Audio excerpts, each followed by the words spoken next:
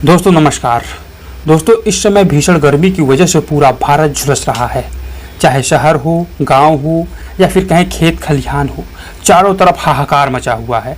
पशु हो, पक्षी हो, हम और आप जैसे लोग यानी सब लोग दोस्तों इस भीषण गर्मी की वजह से आहत हो रहे हैं। आप देख ही रहे हैं कि इस भीषण गर्मी की वजह से कहीं पर पानी की किल्लत हो रही है तो कहीं पर जंगल जल रहे हैं।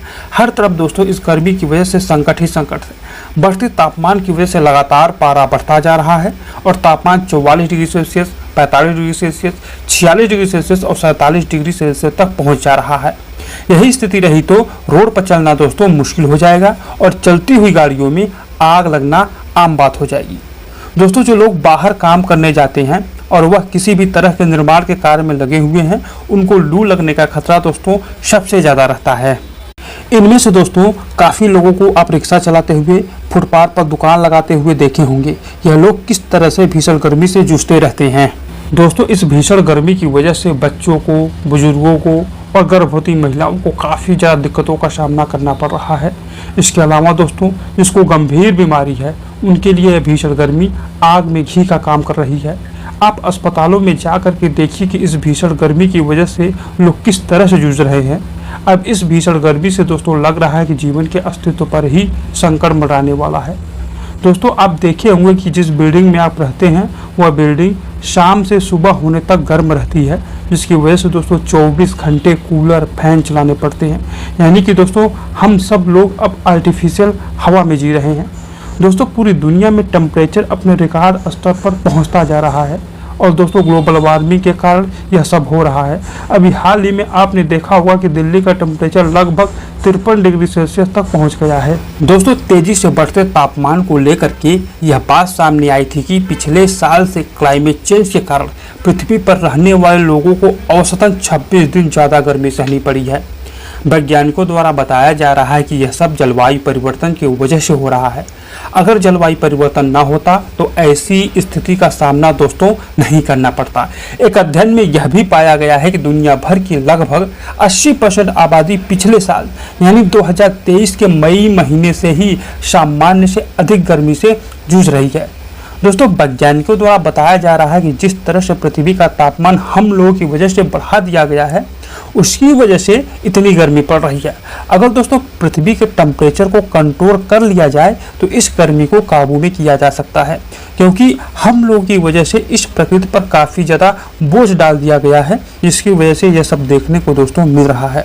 क्योंकि हर चीज़ की दोस्तों एक लिमिट होती है। अगर आप लिमिट से ज़्यादा कोई भी काम करेंगे तो उसको सहा नहीं जा सकता।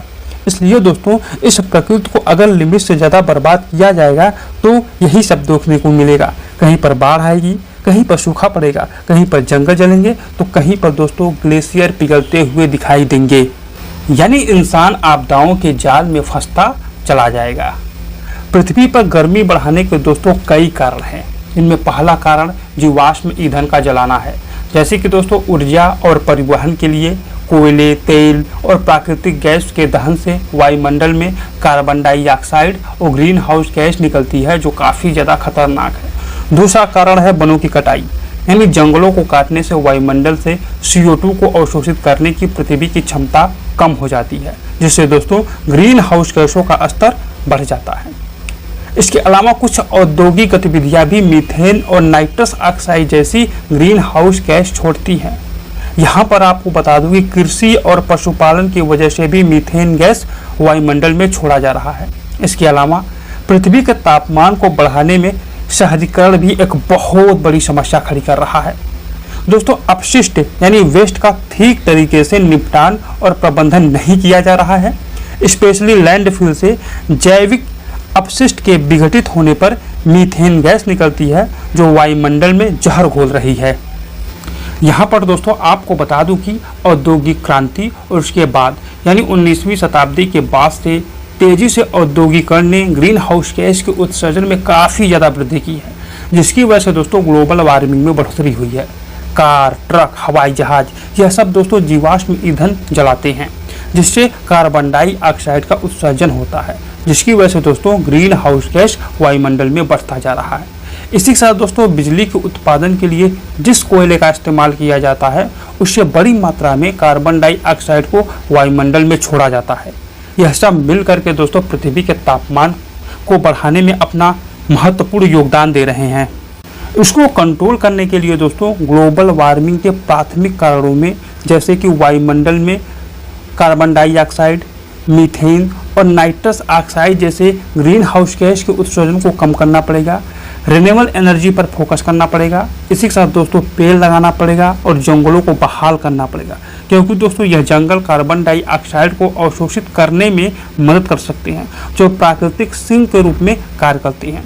दोस्तों जलवायु अनुकूल कृषि पर फोकस करना पड़ेगा, तकनीकी नवाचार पर ध्यान देना पड़ेगा, पर्यावरण के बारे में सार्वजनिक जागरूकता और शिक्षा पर फोकस करना पड़ेगा।